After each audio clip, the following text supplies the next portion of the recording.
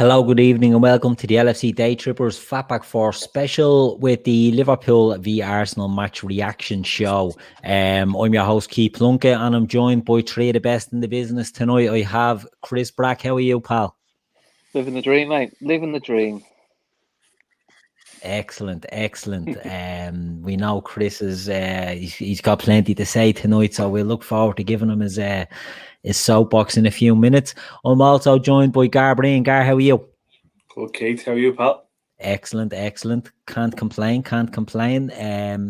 It's a cold, miserable night, and we've just been knocked out of the Carabao Cup, so we could be better, but could be worse. Keith, more important, we were at a training session with Trivers FC tonight, so just throw that one out there. There you go, the dream team. If you ever get bored of Liverpool, get on to Trippers FC, me, Gar and Paddy Lawson coaching the next generation of soccer talent in Dublin. So watch this space. And I'm also joined by Grizz Khan, the main man. How are you? I'm good, Keith. Not too down. Slightly disappointed. Would have been good to get some more games for the kids and the fringe players, but not too down. Yeah, exactly. There were some good performances which we'll get onto, which give good hope. The result was a shame, but it was a shame, and it was a shame in the sense that you'd like to see these young guys getting more of a run out, because we might as well start off. We spoke last week about I don't know, it could have been Tuesday night. We were saying about the strength of the squad as a whole now, and that our second team going into these games would be a pretty tasty team as it was. Now, we looked at the starting lineup tonight. We had, as expected, Adrian was in goal. We had Nico and Milner at left back. Chris, I think you probably predicted this team, did you? Very early on today. Yeah, good prediction. One omission. Well, we can probably go on to that. The omission, we will indeed. The strategic omission. It wasn't sort of. I predicted it wrong. It was strategic, but the lineup was strong. The lineup was stronger than I expected, and especially with Mo and Big Verge starting. I didn't really want Verge to start, especially with us playing in 3 days' time, especially after playing 3 days ago. Was it 2 days ago?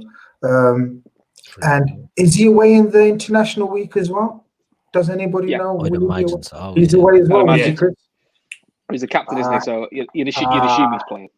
Bloody hell. So I didn't really want him to be involved today, but Klopp always knows best. Mo was more understandable. Mo's a rhythm player.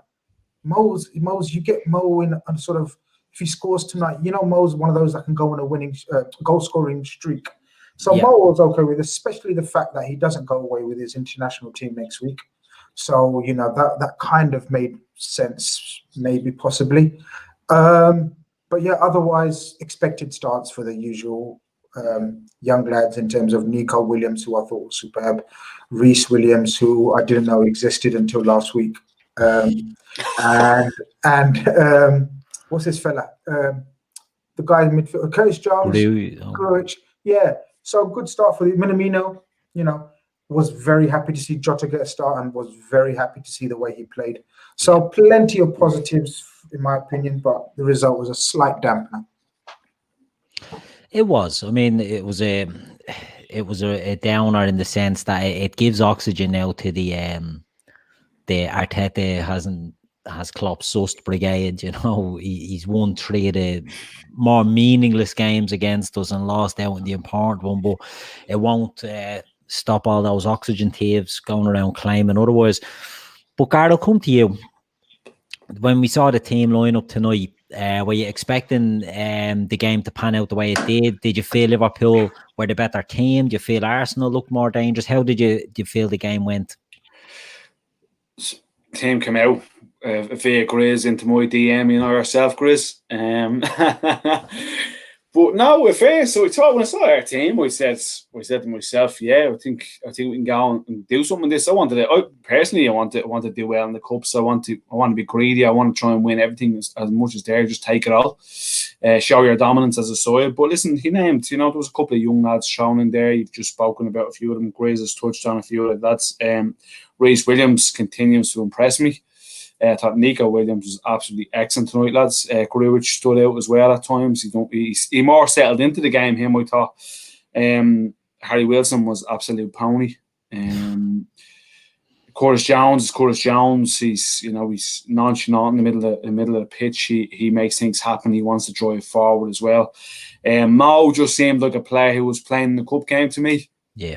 But I suppose to vary away from us, you're looking at Arsenal in that shape, lads, and I suppose we're used to the Gunners of old, and they're sitting back in blocks that they're sitting in. You're looking down, lads. You've just come here tonight to stink. You'd half wonder, did he come and play for pens at times? Yeah. Oh, they did. It was clear to see. 100%, Chris. Adrian pulls off, in fairness to him, a really, really good save in the second half. But, lads, you're looking at that. They come to stink the gaff out. Well, that's Mourinho stuff back in the day. Listen, I know they're trying to create an identity under Arteta and stuff like that. But even when they attacked, it wasn't an overload on an attack. It wasn't an impressive counter attack. Our line wasn't as high tonight. I don't know if you've noticed that. Maybe because you're trying to settle young Williams and younger lads into that, and you've got I suppose Milner on the other side, so you're not counting on his pace to recover either.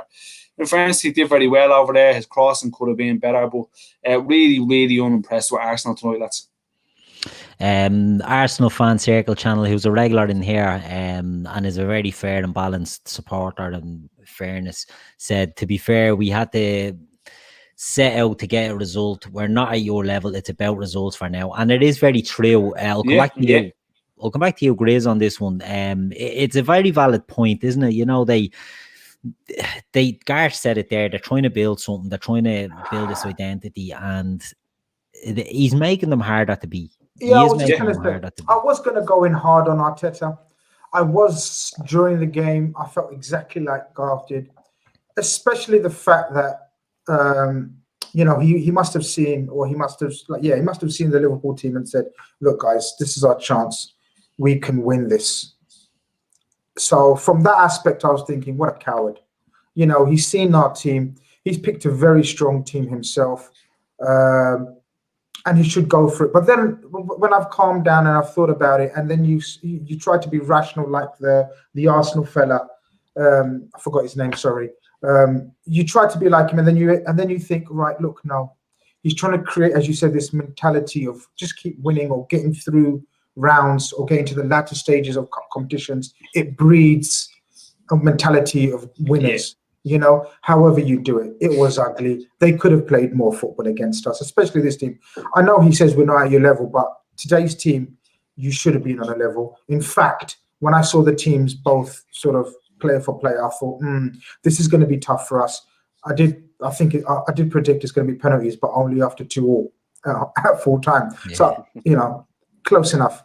But look, he's definitely making them harder to beat. He's definitely making them sort of have this mentality of, look, we just get the result, which is very un-Arsenal-like. We're used to the Wenger Arsenal. But I think those days have long gone for Arsenal. It's a slow grind for them. So fair play to them. Arteta hasn't got a number. Don't be listening to oxygen thieves, man. Forget them. Just mute them, block them, and move on. But yeah, fair play to them. They got through by however means necessary. But it was encouraging for us as well at the same time. So, fair enough.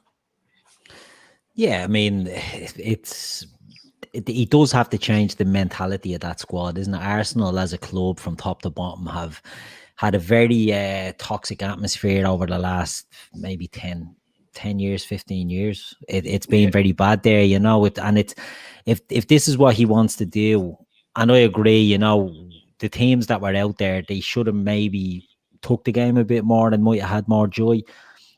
But he wants to make them hard to beat. He wants them to play from the back. He wants to get them, not taking these risks and putting themselves into trouble. So, I mean, look, if that's the way he's going to do it, that's the way he's going to do it. Chris, I'll come to you. The performances tonight, right? There's a lot of positives, but there's a couple of players are getting lashed out in the chat there. So I want to come to you on one. Harry Wilson played tonight, and he got the 90, and Okay, he misses a penalty at the end. Didn't look overly confident, if I'm being honest, when he was going up to take it. But what did you make of his performance overall? Trying to, because I don't normally go out on players on Twitter, so I'm trying to, which I have done today, which I'm trying to be balanced. But I know he's getting sold, and I know he's not going to be at Liverpool much longer, so maybe he's got a chip on his shoulder. But to me, it was one of the laziest performances I've seen from a player. He just didn't offer anything. He didn't do any movement. If you put yourself in the shop window, that's not helping you. And he just seemed to have a bit of an attitude. It was like watching Charlie Adam, who just minced around, just meandered around. Sorry, and just I thought, oh, we get a corner or a free kick, he'll do something. He didn't do anything with them because he wouldn't even let him have one. I was just like, I just want to. Well, I mean, flick it the other way. We all know we're going to sell Grujic. We know Grujic is probably going to get sold. But in fairness to him, he stuck to his job. He put himself about. He played to the best of his ability. Shaqiri last week played to the best of his ability. That's all I ask for players. As long as you play to the best of your ability, if they're not good enough, so be it. The flip side to that is Charlie Adam. Not Charlie Adam. I've got about Charlie Adam. Sorry, Nico Williams. I know, he stuck in my head. That's how bad he was. The flip side to that is Nico Williams, who had a difficult game against Lincoln, but against Arsenal, against Saka especially, and Pepe, who were very quick, very tricky. I mean, Saka's an absolute gem of a player. He did really well against them. He put a great ball in, which for Jota, who nearly. And Arsenal have got Man City. Oh, that's good. Minamino should have scored. So that's what I always think for young players. It's how you react to adversity. So in likes of Nico Williams, he didn't have the greatest game last week. He's reacted well to it. This will be a great game for Jones, who I didn't think had his best game. But if there's a Jones, I think that's probably his first average game I've seen for Liverpool since he's come in under Klopp. So actually, it'll do him good now. Because now it's right, that's your first average performance. Oh. Right, we've lost Chris there. Oh, looks like, is he coming back in? Oh, he's back in. Sorry, Chris, we lost you there. Calm down, Chris. Calm down. Yeah. I'm not bad. I broke the stream. So yeah, go ahead. Where are we up to with me? In me moan? You are somewhere about Wilson. Jones. You were on Jones, yeah. Jones. So Jones, this would be the good thing for Jones now. This is his first little bit of adversity, which is probably not his best performance. So it'd be good to see how he reacts to it. I mean, the type of player he is, I think he'll probably react in the right way. But what I quite like is, even though he had not his best performance, he still took his penalty with the right level of confidence. And the biggest positive, I would say, was Reece Williams. Again, 19-year-old lad, second game for Liverpool, did really well. Comfortable in the ball, good in the air.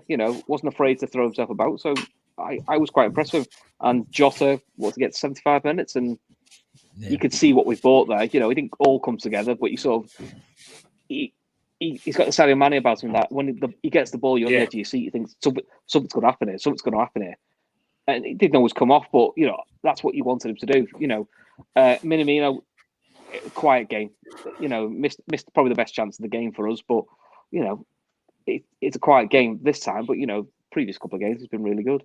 So my frustration is I always get frustrated with young players who, if they're given an opportunity and they just, from the outside looking in, looks like they're not giving their all. They don't look bothered, and I get really frustrated with young players when they don't do it. Whereas if they give their all and have a bad game, do you know what, that happens. Yeah, I mean, it's an excellent point, Grizz. I'll come to you. Something there that Chris touched on was the attitude of the younger players. The Harry Wilson got a chance that we didn't expect. I mean, I'll put my hand up. I never expected to see him in a Liverpool shirt again. I was surprised to see him playing. And he got the 90 minutes, but he didn't look to be... not that he didn't look to be trying. That's maybe a bit too harsh. I'm not going to say that he didn't look to be trying, but he didn't look to take it with both hands, the opportunity. Now, as Chris says, we all know he's probably on the way out the door and getting a move. But it just goes to show maybe a mentality thing that's probably holding him back. That you cry out that you don't get a chance, and then when you get a chance, you're not really putting it in. Whereas Nico was on the back of a shaky performance against Lincoln, and then the abuse he got online, and he's come back and playing a good performance. Do you think there's something in that Harry Wilson, maybe it's a sign that, we see players playing well on loans for lower clubs, but to have that mentality to play for us is a little bit different. Yeah, so first the defence for young Wilson. Look, he hasn't played for us. That's his first sort of start for us in a competitive game for forever, I think. So that's one excuse. It's difficult to come into such an oiled machine like ours and then pick up the pace of the team. The movement of our team, the tenacity, the aggression of our team. Secondly, I don't think Jurgen done him any favors by playing him in the position he did. I mean, can anyone help me and say what position he was playing or occupying? I thought it was sort of. He's supposed to be centre of the three, one of the three in the centre because he hasn't got pace, which would suit his game. Yeah, I mean, it wasn't his game. Naturally, he was drifting into Jota's positions, into Milner's area. It was just like sort of Milner, Jota, and Wilson in that, especially in the first half, was sort of playing cramped up in their own sort of left side. I didn't think Klopp done him any favors. I thought it was difficult for Wilson to just come in out of the total cold and just sort of play in this well-oiled machine, as I said. But saying all that, that's his defence. I know Chris done a brilliant case for the prosecution. I just want to add my threepence, my lord, and say, look, it's true. He showed sort of maybe why Klopp doesn't see a future. Well, we know he definitely doesn't see a future at LFC for Wilson because he'll be gone by Monday. But maybe that's why. I mean, he wasn't tenacious. He wasn't sort of aggressive. And I'm not talking about physically. You can be, Minamino's probably same physical attributes as him. Nico's probably same attributes as him. But look at the tenacity of those two. Look at the aggression. Look at the mindset of those two. So he didn't do him any sort of favors. The penalty is the penalty. Anyone can miss a penalty. That's no slight on him. You'd expect him to be the set piece king, though. We heard he's the set piece master, and he misses a penalty, fucking irony in that. But look, Harry Wilson, I never thought he'd have a career with us. He hasn't got an outstanding attribute to his game, one outstanding. He's good at a few things, but as harsh as it may sound, he's not outstanding at one sort of single thing. Striking a dead ball. Yeah, but the problem with Harry Wilson, even striking a dead ball, for him, Shaqiri's better. That's why he's going. Yeah. Unfortunately for Shaqiri's not fit. That's a different argument. But I just think, I get he's not played a lot, and that's not what I'm having to go for, because I'm not expecting him to look 100% match sharp. Yeah, the attitude, you'd expect the attitude, the aggression on the ball, because I've seen him play for Bournemouth, I've seen him play for Derby. Just get, you'd call it a Hollywood ball, but he tries stuff like that, and you're just like, if you're playing for a move to another Premier League, if Burnley are looking at him, would that sort of performance or attitude impress you? Possibly. Yeah, I think I wouldn't. I'm not advocating selling him on the basis of this performance. Let's get that clear to the viewers and listeners. Yeah, we're not saying, sod him after today.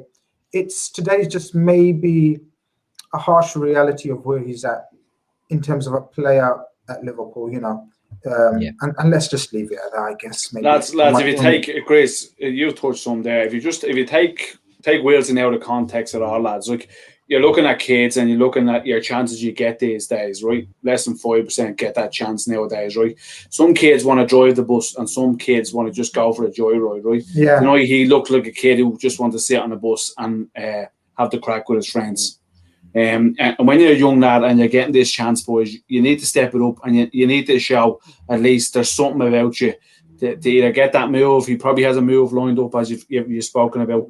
But some kids take these chances tonight and show what they're about, and some kids don't take these chances, and that's why there's such a big drop off in regards of English young players, Irish young players over here, because sometimes they just don't take that chance. Yeah, no, that's fair points. Yeah. That's fair points. You'd rather play have the I'll show you attitude, as in like, all right, you're gonna sell me, but I'll show you what you're missing.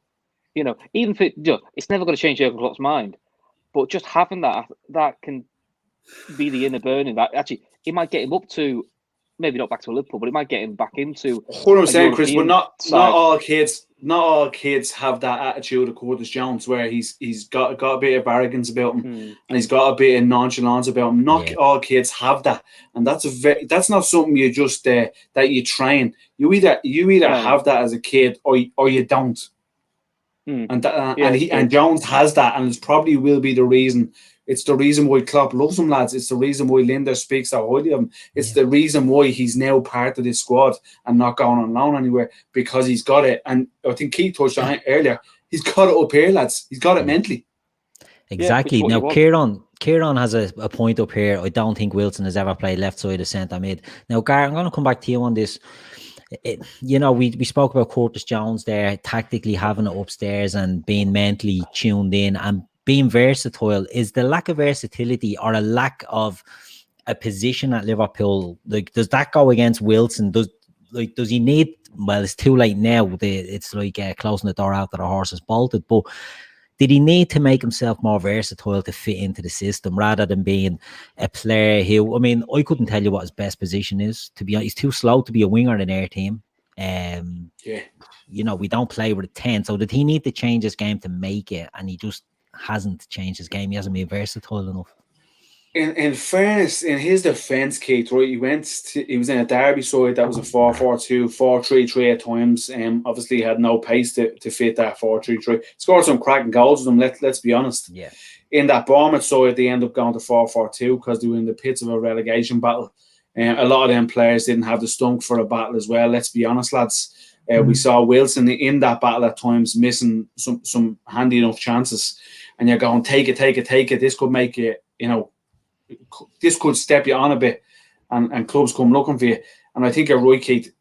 Unfortunately, the loan moves probably haven't helped him in regards of his positional sense and who he's being sent to. I thought Bournemouth would have been the right one, but they just didn't have that form that they had the previous year. So it's hard for a kid when he's going into a battle like that as well. And Eddie Howe at the time is then having to revert to a 4-4-2 and just going, right, lads, we're going to have to hold two blocks here and try and defend games, because and in fairness, Callum Wilson was injured for a long time.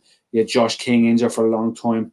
So it was very 100%. So it totally, last year would have been a huge dent in his development, positional and I suppose mentally. Yeah, very true, very true. We've got a super chat in there from Stephen Broughton. Grizz, can we shift this deadwood? We spoke about Harry Wilson. We've been a bit damning on the Unflit, in fairness, but he is one of the key names that we're going to be looking to move on. What do you think is going to happen, Grizz, with the exits over the next few days? Can you see any surprises? Can you see anyone staying that we thought would have gone, or how do you see it playing out? I can't really see any surprises, to be honest with you. The usual suspects will be flogged on. It just doesn't make sense, in my opinion, to keep the likes of Wilson. Origi will probably be kept on only because of the fact that we've discussed before. He just won't get the fee that we're looking. Otherwise, we are, from what I've been told, we are very willing to move him on. Again, with Wilson, it seems like we're having an absolute goal. So I don't want to, carry on too much about Wilson, but sort of, the likes of Burnley, the likes of Burnley is his level. Bournemouth, Burnley, who are in for him. And Burnley are not the only ones. I know Burnley have been in the media. There's a couple of teams in for him. That's why I think we will get the fee which we want for him, because of the fact that there are a couple of teams in for him, which is also good. It means he's not an absolute waste of time. I know I know it looks like we've killed the kid, but he's not. There is a couple of teams that want him and are willing to pay 12 to 15 million for him. We're looking for 15 to 20, and we'll get that because of the fact of the competition. So there's no doubt in my mind. Brewster's on the verge of just basically deciding which club he wants to go for. Fulham made a bid for him today. I didn't get the amount, but Fulham were in for him. I don't see him going to Fulham, to be honest with you, but they have made a bid for him. Say again, sorry? That'd be a terrible move for him. Yeah. He's got a wise head on young shoulders, so I don't think he'll choose that one. But the fact is, they have made a bid for him, and that's it. We know Shaqiri's. If we don't know, we know now. I told you guys in our WhatsApp that he's on the verge of He was on a plane while we were playing, so he's on the verge of agreeing a deal. I can't for the life of me remember the team, but I'll get to it. You know, my memory is like a sieve, Keith. But yeah, so that's it. There's no surprises. We'll get rid of the Deadwood. I said it on what show did we do the other day? Was it Torino and Benevento? Were they the teams? I can't remember, Keith. No, it wasn't. But the fact is, we'll recoup 60, 70 of the million, like I said, and that's it really. It's been a good window after that. Once we get rid of the Deadwood, I think we've got a very, very strong competitive squad. We do, Chris. I'll come back to you. The squad is developing nicely. You know, it's not too long ago Liverpool fans were panicking about the makeup of the squad, and we've made a couple of key signings, and it sort of changed the outlook. You know, we brought in Tsimikas early on, and that filled the need that we had at, you know, left back cover. We brought in Thiago, who's the ultimate luxury player, but an excellent luxury to have nonetheless. And then out of nowhere, we brought in Jota. Now, the Jota move was an expensive one. It's a good move. He looks positive. He looks positive so far. Do you agree with Grizz? Yeah. We get rid of these. Did we get rid of the Deadwood, and it's been a successful window, and we're better positioned now than we were maybe last year. With pretty much in a better position than last year. It's probably our deepest score we've had since the treble season of 2000-2001. The only niggle I have, and I'm a football fan, so you always want one more, is I would still like another centre-back, because in an ideal world, Matip should have played tonight, and Van Dijk would have been rested, but we can't trust Matip's fitness. So to me, if we had another centre-back who would have been third choice battling with Gomez to partner Van Dijk, I think then squad-wise, I wouldn't really have any issues. You know, you'd always like one more attacker to upgrade in the Rigi, but I can live with that for another year. But that'd be the only thing. If we'd got a centre back in before the window closed, you'd probably say it's a perfect window. But on the positive side, Jota's been, you know, he was good when he played for Wolves, but the most encouraging thing we saw was when he came on against Arsenal. It was just like Mane 2 walked on. You know, the intensity didn't drop, the style of play didn't change, which is a while since we've said that. Because when we bring a different attacker on, we don't quite play. It looks a bit more disjointed because we're trying something a bit different. Whereas Jota, he just came in and he just looks like a Liverpool player. He looks like somebody who slots in perfectly. And Tsimikas, well, it was only Lincoln we saw him play, but again, he has that style of a Robertson. Whether they'll be as good as Robertson, I don't know. But he's a similar style player. So they all look logical fits. And Thiago's just a fantastic player. So we all know what he is. So that is my only, you know, slight negative would be I would have liked another centre back in with getting rid of Lovren. You know, it would be nice to have Chris, someone. Do you mind if I challenge that centre back thing? Right, you've got Van Dijk, yeah, cool. You've got Gomez, yep. You've got Matip. Obviously, the fitness worry is there, right? You've obviously got Fabinho now, right?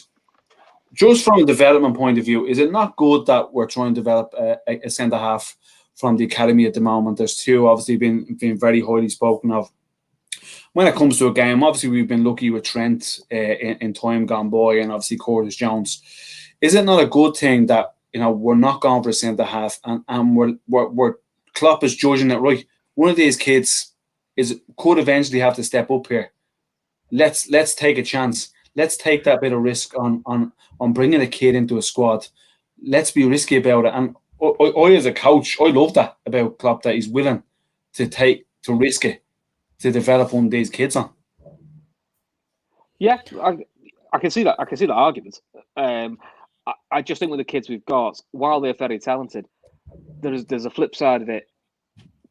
It's a sink or swim moment, and it could be quite cruel. The example I could always go back to was Insua, was one of the most highly rated left backs we had, and because of injuries, because we had the Matip version of a left back in Aurelio, he got overplayed, and we had no one to bring him in. And my worry with the kid would be, it's nice to do what we're doing with Reece Jones or Billy Kibetio, which is you put him in for a couple of games, you take him out.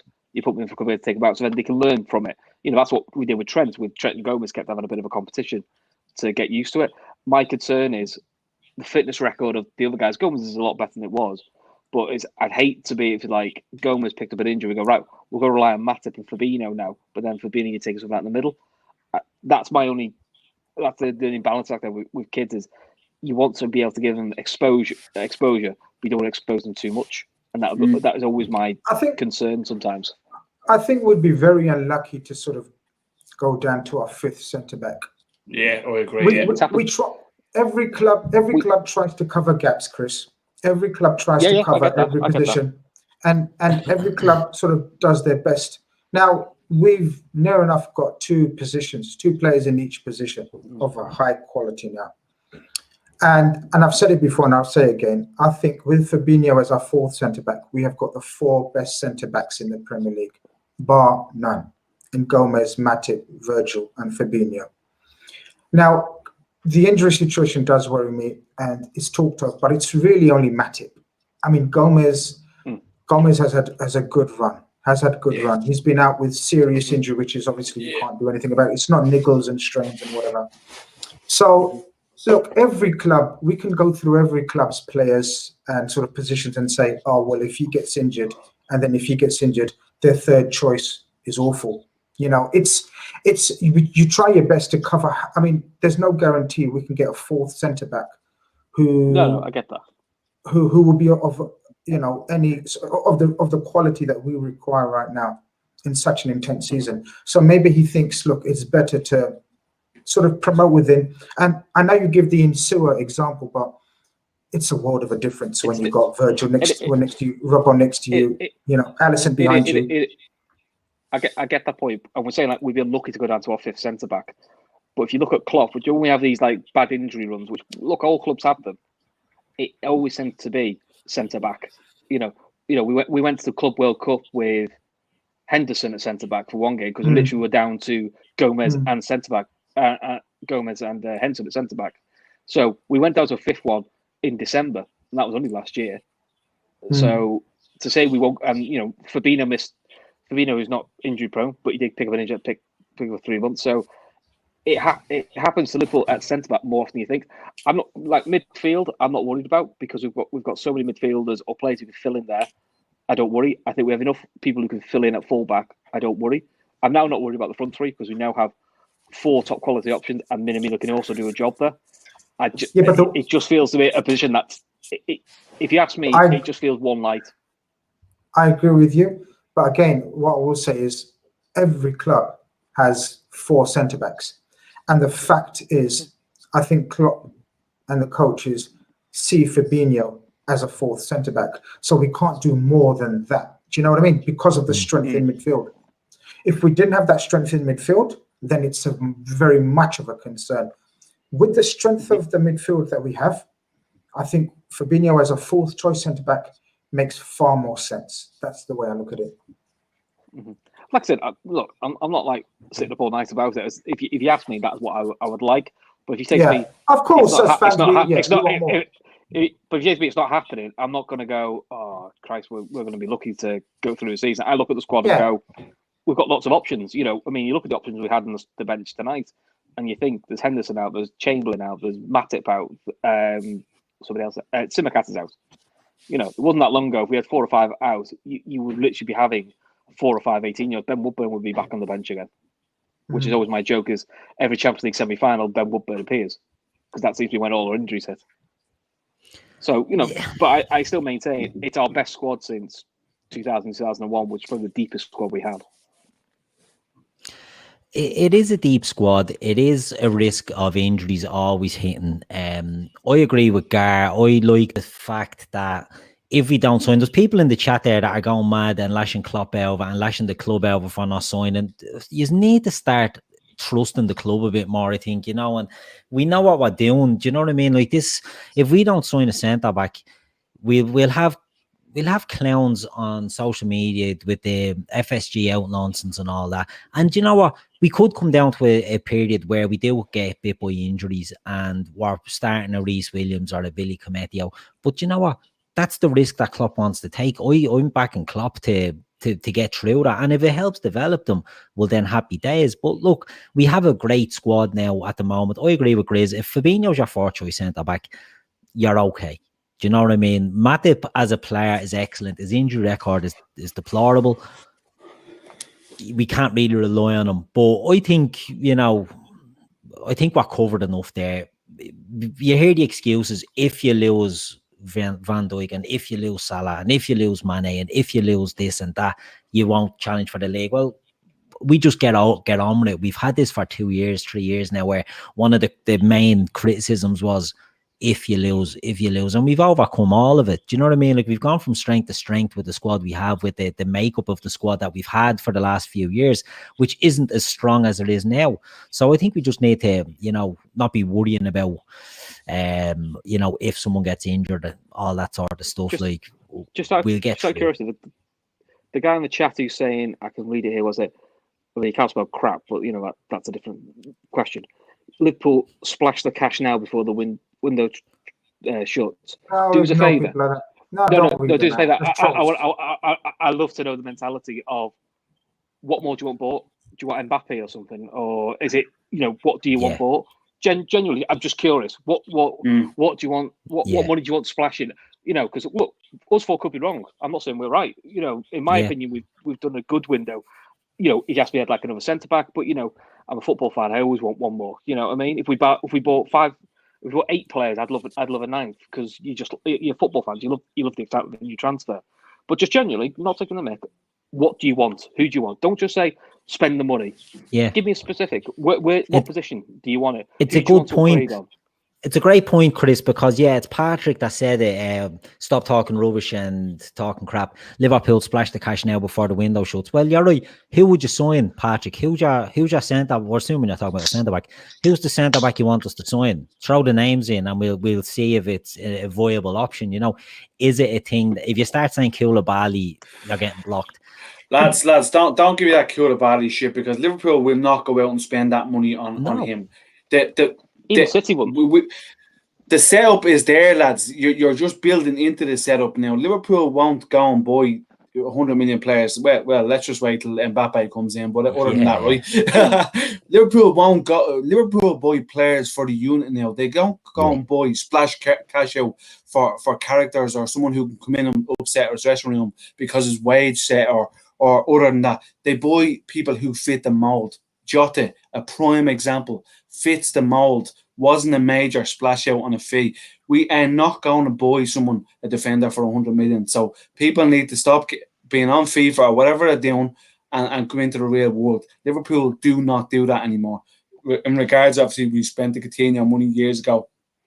That was done differently to start something off, lads. To start the process off. The process is built now. You're just adding little things to function, to change little ways in your methods in the way you play. It does not happen like that, lads. People need to calm the hell down. Exactly. Grizz, I'll come to you. Oh, sorry. Go ahead, Chris. Go ahead. So, the only name I've seen flash-ups about is, I'll get the guy's name right. The Irish beard is put Ben White, which I'm not arguing. That's a good shout. The issue with Ben White was, I think we did try for him, but he signed a new contract. So I can't, in this situation, I can't see Liverpool spending 50, 60 million pounds on a centre-back. Maybe next summer, though, because he does look like a centre-back who fits the Liverpool profile. He's young, he's quick, from what I've seen of Brighton, he looks brilliant on the ball. And I don't know how good he is in the air. I haven't watched enough of him, but, I get that. That's a fair play. I'd love to get him, but realistically, he's just signed a new contract, so he ain't moving this summer. So, and he's still developing, Chris, don't forget. Correct. So maybe Liverpool, what we don't know is maybe Liverpool have gone, well, he's our centre-back, a bit like Virgil van Dijk, but we'll wait a year when we know we can get him next summer. Because we don't know. There could be things going on behind the scenes we don't know. So that could be the reason why they're ignoring idiots like me on the internet who say, I'd like another centre-back. They go, well, we've got one lined up. And it could be Billy Cometio, it could be Reece Williams, or it could be, we've got a young centre-back. We've got an eye on that. We know we'll get in a year's time, so we'll just have to hang fire. Sunday Ramsomere mentions Upamecano and Koundé. I mean, they're great players, you know what I mean? But they're not the type of player we're going to buy. Grizz, I'll come to you because we've spoke over the few weeks about links to centre-backs, and they've all been a similar sort of price range. The names that have all come out, be it Mandy, be it Ajar, be it Ndike, who else was there? There was about Kabak, another one, and they're all in around the 10 to 15 million price range. So that's would you rather have Fabinho playing there or one of those? Do you know what I mean? If it came to an emergency. And Liverpool are probably looking at this and saying, right, if the worst comes to the worst and we have to put Fabinho in there, we'll do that. And we'll hold that for it. And it could be that next summer we go for the Ben White. You know, we could say, well, look, Brighton could be relegated next year. We don't know. They might look to cash in. You don't know what's going to happen. I'm not saying you prey on teams that are vulnerable, but that could change the outlay. And they might say, right, we'd rather keep 35, 40 million and bid for Ben White. Do you know what I mean? Rather than paying on it. So the club, I think, it's so far ahead. I think, you know, to lose the head about not signing centre backs and throw money at problems, which is going to bring me on to Stephen Broughton, another comment in here about Everton that's moving away from Liverpool. But we'll give a little chat about this. Everton being undone from financial fair play and should be investigated because we know Usmanov is running the show. Do you think it's a worry for these teams, maybe not just Everton, but these teams that are spending willy-nilly? They do have to all balance the books at some stage. Are Liverpool just being sensible and other clubs are being a bit more risky, or do you think they're right to be risky, the fact that they do have a bit of a pass on FFP this summer? Yeah, look, we said it at the start, this is going to be a busy window. Everyone was saying it's not going to be a busy window. COVID's going to stop a lot of business from a lot of clubs. Well, I think near enough every club has done some form of business. Everton have done some very good business, in my opinion. They continue to do, apparently tonight, just reading, they've agreed a fee with Norwich for Godfrey. More good business. And fair play to them, they've taken a risk. It is a risk, it's a financial risk. They are an absolute state financially. But if they were going to do anything, this was the window to do it. Yeah. With clubs sort of accepting fees that they wouldn't have usually, you wouldn't have got sort of Decore for the fee they got him. You wouldn't have got Godfrey for 20 million. The English premium would have kicked in. Look, financial fair play and everything, and talking about individuals is not for me. Good luck to them if Mr. Osmanov is doing whatever he's doing, then good luck to him. And Everton are taking a risk, and they've got every right to. I think the business they've done is good. I think the business we've done is brilliant. There's no sort of comparison in terms of what they needed to do and what we needed to do. So it's difficult to sort of compare the two. We, as I think Gar said, we just sort of buying bits to sort of add onto this machine. We're buying sort of, new side mirrors, to this well-oiled machine as opposed to fucking new engines. You know what I mean? Yeah. What an analogy. Tweet that. That's got legs. Tweet it has legs. But has wheels, that Chris. That's got wheels. But look, overall, Everton, I think, have done fantastic business. It's been relaxed, as Jono says. It doesn't matter. They've seen the gap in the market, so to speak, and they've gone for it. Fair play to them, man. But they do have to, at some stage, Gar will come to you, like they do have to get some sort of success for the investment, because they'll spend the money now on the hope that it can propel them up into European places, and then they're under the FFP microscope next season or the year after. So it's a bit of a risk by Everton, but they see, as Grizz said, they seem to be making sensible purchases. Although I see Alan got injured. Did anyone hear that? Is Alan and Richarlison get injured? Yeah, Richarlison's not too bad, but Alan's in danger of missing the derby, which is amazing. Yeah. Well, it's not amazing for Alan, but it's amazing for us. Or the Toffees. Yeah. Yeah.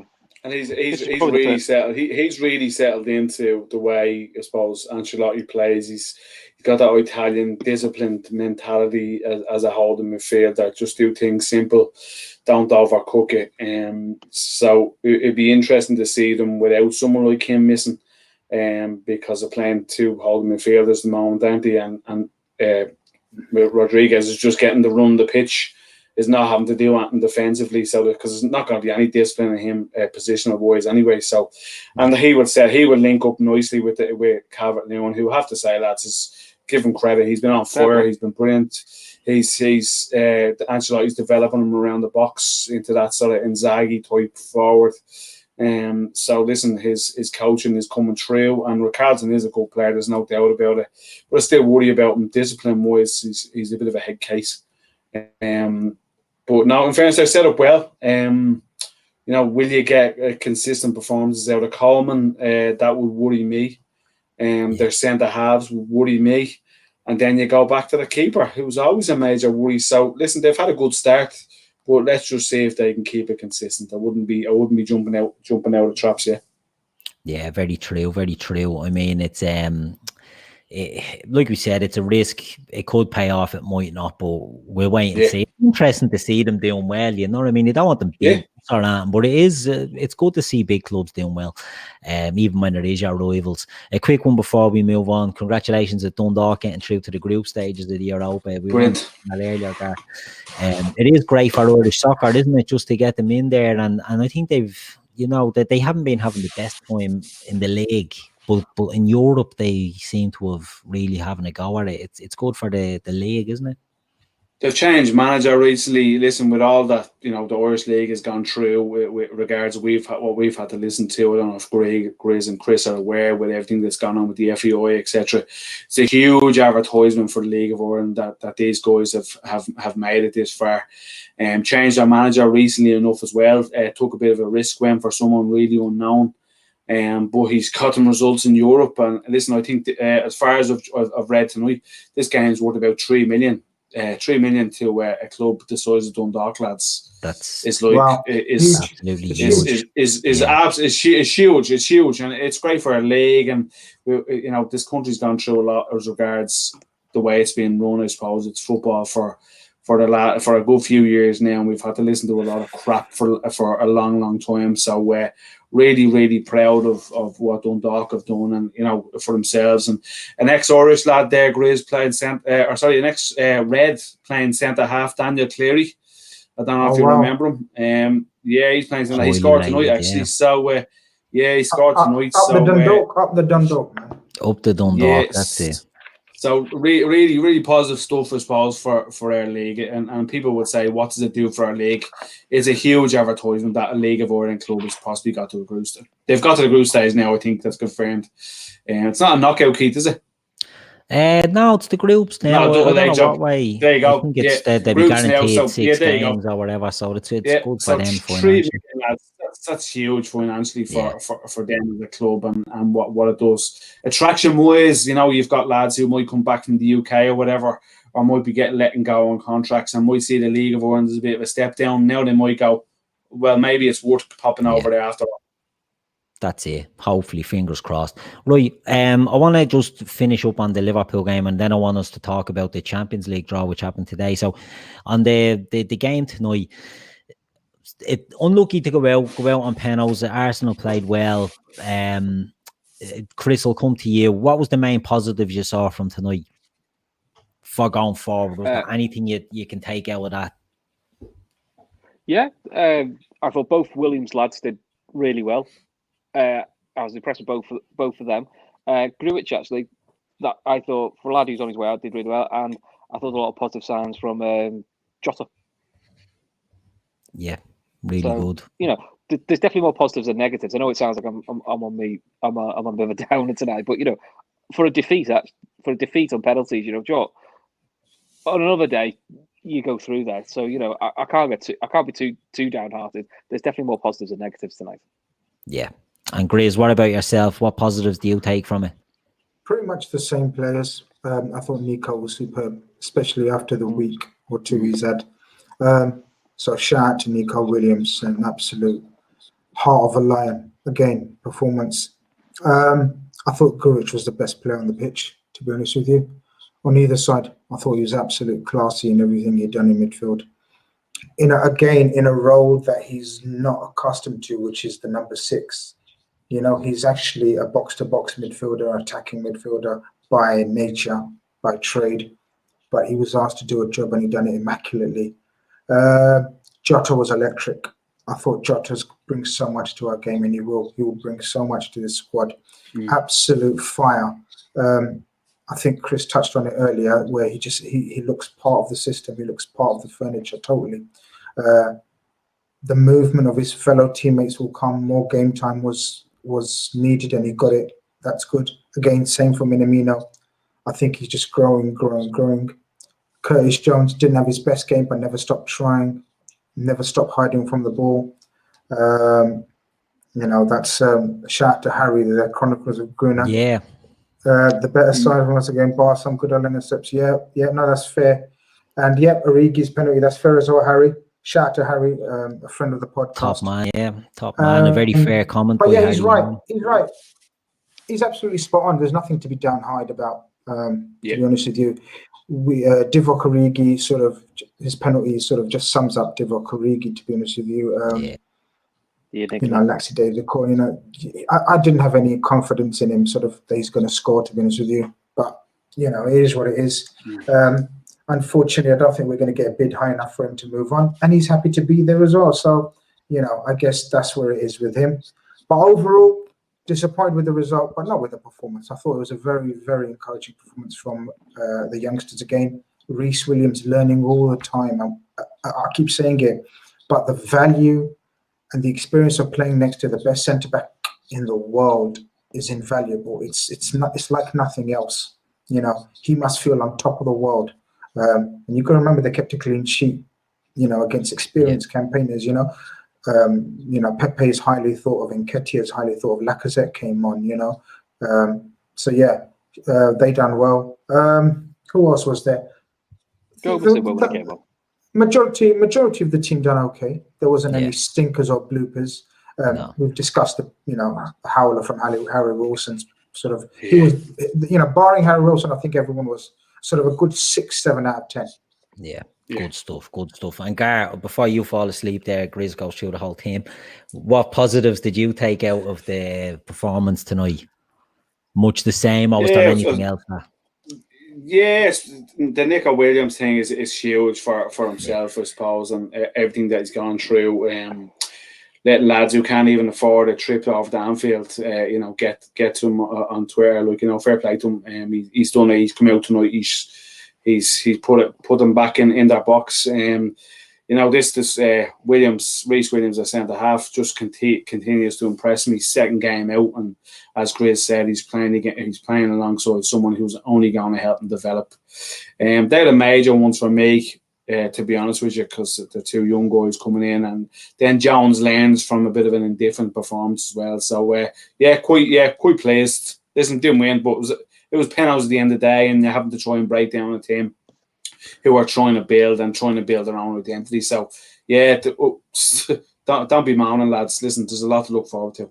Yeah, indeed. And as Rajiv said, Gabriel Ceballos, Pepe, Leno Holding had a strong team. They did, and fair play to them. Arsenal got the win. They're into the next round. I see they've drawn City, unlucky. But then I think Arsenal will be confident going into that. I don't see why they would fear Man City, to be honest. So, it could be, we said earlier, get a winning mentality there. Even the Charity Shield, the FA Cup, if they can carry this into the League Cup, win that by February or whenever the final will be on that, and then they can get a good Europa run. They could. They're in the Europa, aren't they? Yeah. So they could get a good season out of that, and it's small steps, and it compared it to other clubs that want the giant steps when they're going from down here. Arsenal are doing it in a sensible enough way. So look, we'll move on. Champions League draw was done today, lads. It was a chore. Poor Shawnee done an hour and a half of Instagram live. He did well. Some shift, to be fair to him. Yeah. Some shift. I don't think we get him on a pod now for about 6 months after that, in fairness. But he done a shift in. And look, the draw, Chris, I'll give you first dibs on this one. The draw was kind to us. Could have been worse, could have been better, but it could have been a hell of a lot worse. What do you make of it? Couldn't be happier. I think I said on the shows early on, look at the fixture list. This is the year where you hope your luck falls in and you get like as kind a Champions League draw as you can get. The only way that draw could be perfect would have been if you swapped Olympiacos for Atalanta. That's nitpicking. But if you're Liverpool, if you're City, if you're Chelsea, you've got to be made up with those draws because they're all winnable ties. They're all, for us, it's not much travel either. They're not massive journeys either. No trips to Russia, no trips to Turkey, no trips to Eastern Europe, which is, good because then it's, not big turnarounds. The only team who got an absolute stinker of a draw was Man United. They probably got one of the roughest ones going. But I don't know the way they like to play under Solskjaer, which is sit deep and hit on the break. might suit him actually, because he's probably not going to have as much of the ball against PSG and Leipzig, so it could play into the hands. But the problem for United is having that many big games. When you do 3 games a week, is going to be difficult. And the way the league's, the way the structure is, it's in 2 weeks, isn't it? And then it's you do 3 games in a row over 3 midweeks, then it's a little gap into another 3. So it's not even like you have much gap between the games. So you've got to hit the ground running form. And the big point that Shawnee came out with, and he's right, is the last couple of Champions Leagues, it's always gone to last game. Partly because we've had difficult draws, but also because we've made a bit of a balls up, especially away from home in Europe. We've got no excuses. We should be trying to get ourselves qualified with at least a game to go and take the pressure off. And the good thing for someone like an Atalanta is Atalanta away would have been an absolute nightmare if they had their crowd in. It would have been a bit like Red Star Belgrade. It'd have been horrible. The fact there's no crowd, I think we'll actually play an advantage to us. 100%. 100%. Champions League wise, I couldn't be happier. I'll come to Gar next because Grizz will lead every last fact out of these teams. Gar, Kev puts us a comment up on the screen there. Ajax and Atalanta will be good open attacking games. Not as easy as people think. Don't be arrogant with the draw. What do you make of that, Gar? Do you think they hold a lot of threat? Do you think Liverpool perform against the higher level of opponent? And are these dangerous sleeper teams that are in the group with us? Yeah, I suppose an element of complacency can set in with a lot of these sides, and we've seen it in the way we've had to qualify in the group in the last couple of years. Gasparini's done a really, really good job with Atlanta. Really, really good coach. Always me and Davo, we are Atlanta men. Yeah. But you know what, Keith? They remind me of Kevin Keegan's Newcastle. They just want to score goals, and Illich is still there. He's about 84 and he's still banging in goals. Yeah, you've got Lewis Muriel, who we've been linked with years ago a few times, is there and does quite well from. Zapata, is he still there as well? Yes, he is. Yeah, the Colombian guy, isn't it? They've signed a young guy, Lammers, from PSV recently as well, as far as I know, and a young guy from Russia, from Moscow. So they're a good side, lads. Shouldn't really. Well, we won't underestimate them because they've did a good season last year in the Champions League. Done quite well through the knockouts as well. So they're one I suppose to watch, but in what we have in our first 11 boys, we should go out and beat them. Ajax is a bit of a different thing because they've do what they usually do. They're in a major transition now at the moment. They've sold some really good players over the last couple of years. Huge losses, lads, to their sides. They could be about to lose Tagliafico as well. He's been linked with a couple of moves. Smashing. Dest as well, and Tagliafico's a really, really impressive fullback, and he's been linked with a couple of big moves. Again, you're going to Ajax, no crowd there as well, so it'll be a strange thing as well. But I think we go and beat them, and I'm not worried about Midtjylland at all.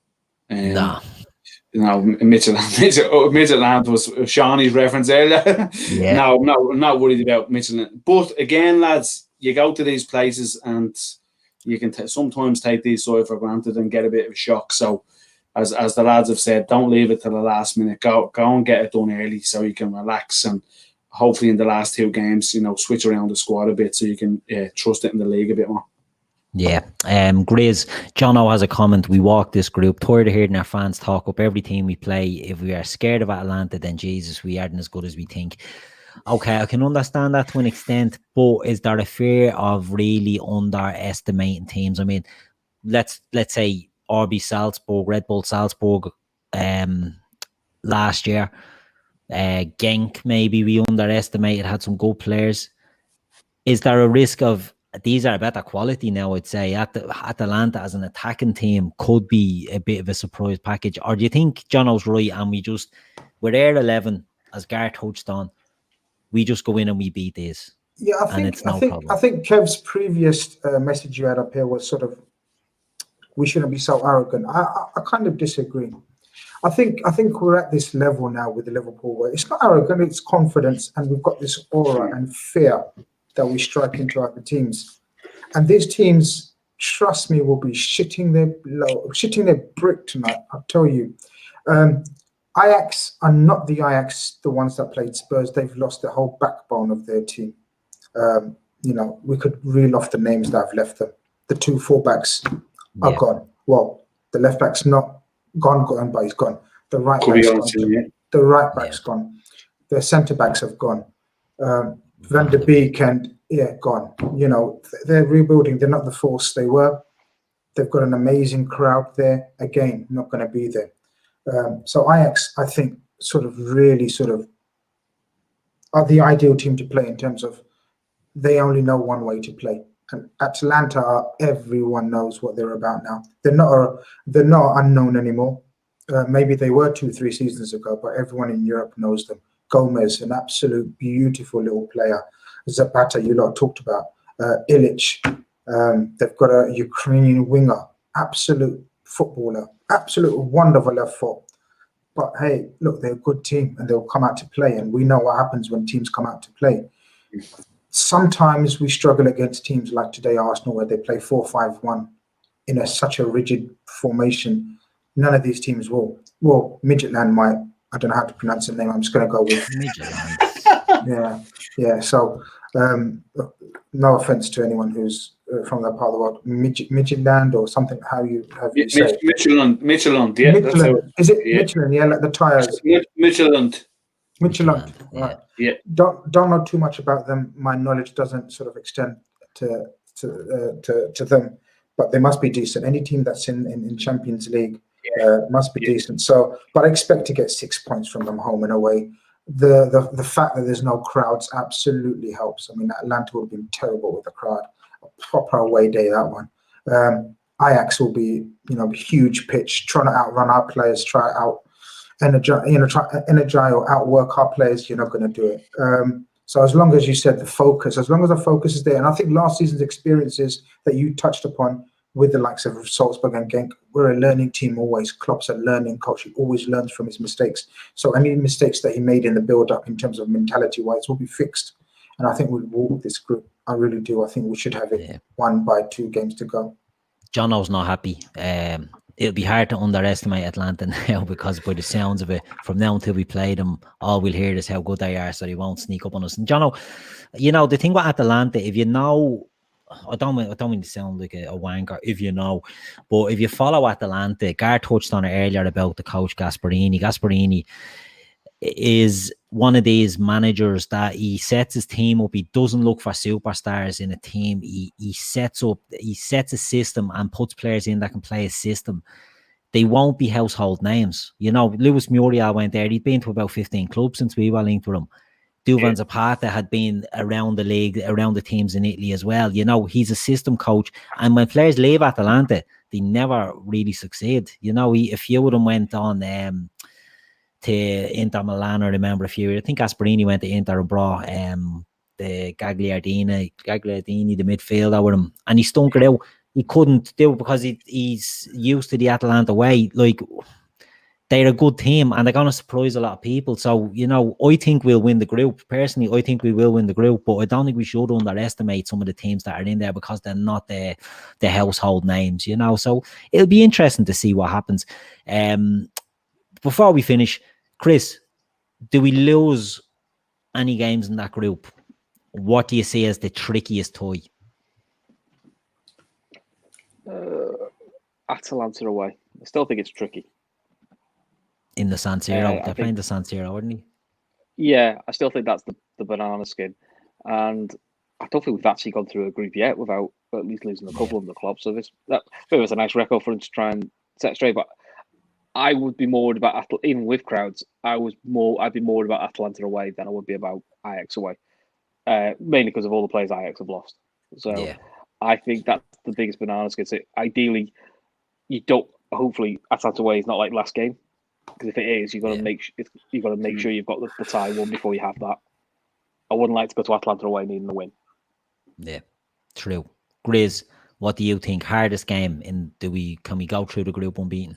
Yeah, we win every single game except Atalanta away where we draw it. So not every single game then. fuck's sake. No, except I said I said, except yeah, Atlanta we win away. every single game except. Yeah, except Atlanta away where we would draw. So I'll work out the points. It's too late for me to do the maths at this time. Yeah, no, look, it's good. Gar, do we lose on?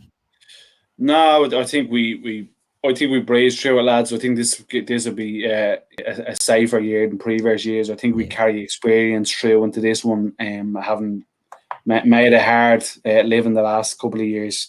I'm with Grizz, so I'm gonna go. We draw the away Atlanta one. I think we win the rest. Yeah. So we win every game. We win every game, Keith. Except for that one. Except that one. Except that one. The last time I saw Ajax, they had Ryan Babel up front. I don't know if that was a loan or he's that coming back on loan, and they've also signed that hero of a keeper, Martin Stekelenburg, back. Have they got him? And I think they took him on a free transfer from Everton. They signed a young Brazilian guy as well from Santos, as far as I know, for about 14-15 million. Yeah. So look, they're a good team. Ajax always generate these players. They'd be a tricky one, but I agree. They've lost a lot of talent over there. We've got about Ziyech as well, gone to Chelsea, Van der Beek. You know, it is a transitional season maybe for them, but it'll be interesting to see what they can do. But I'm happy with that draw. I have to say, I think Liverpool will be happy. As Chris touched on, United got an absolute scaldy draw. The other English teams, Sean, you said it on the thing earlier, City and Chelsea got Europa League draws. We don't expect that less really from City. And as he said, it doesn't do them any favours. So look, we're seasoned professionals at this stage in the Champions League, so let's get these. Kate, if you look at the last few years, we sort of got teams who've come out of the unknown, lads. Red Bull Salzburg last year, out of the unknown, but had really some smashing talents in there due to the way they buy players as well. Yeah. So we really have come across teams in the last couple of group stages where just out of the unknown, they've been decent enough against us. But thankfully, going into this one, we know a lot about Atlanta. They're a seasoned top four Italian league side now, and they've obviously done well in the Champions League. Ajax, we know a lot about, and then Midtjylland always seem to do well in round as regards getting to a group stage thereabouts. But not something you have to really worry about. It's the other two who you have lots of knowledge of. And we've seen a lot of that. We go into this year knowing a lot about these teams, whereas previous years we sort of didn't. Yeah, and that's it. And it's one that we will definitely, we won't lose too much sleep over, So listen, lads, I'll let you all go. We've done a bit about the match tonight. We lost. There wasn't too much to get excited about, and we've looked at the Champions League draw. So look, it's been a good night. Thanks for joining me. Thanks for everyone in the chat. It was kicking tonight, a few rogues in there, but look, we don't mind that. Once they're behaving themselves, we genuinely, we don't mind. We like the chat, get it going. Thanks for everyone for joining in there and getting that going. And for the lads for joining me tonight. Chris, thanks very much for joining us. We'll see you again. You're back on tomorrow, are you? I am back tomorrow. Excellent. So I'll see you all tomorrow. Good stuff. Grizz, what about you? Are you on again or whatever the big boss man says, man? Whatever the big boss man says, if he's willing to fork out the P for me, then I'm back. There you go. Get the P's out and then we can do deals. That's it, mate. That's it. Good man. Thank you for having me. Oh, it's always a pleasure. And Gar, thank you very much for joining us as well tonight. You're in your training gear, getting back and coming on and doing this. We appreciate it. No, do you know what? I'm just delighted to be on with Grizz. I haven't been on a long time. A proper football man, and also we are football men. Really, really, congratulations, Grizz, on that award as well. You didn't see today's one. You didn't see today's one. Someone's made a. Go on and look at the Kazakhstan time. Man. Congratulations. No, well done, pal. Nice one, man. Appreciate that. You're a football man, and no matter what anyone says, there's a lot of love out for you there, kid. You're a legend. You're a legend. Thank you. So, what better way to leave it than that? Listen, we've been the LFC Daytrippers. It's been a Fatback 4 special match reaction, and we'll see us all again soon.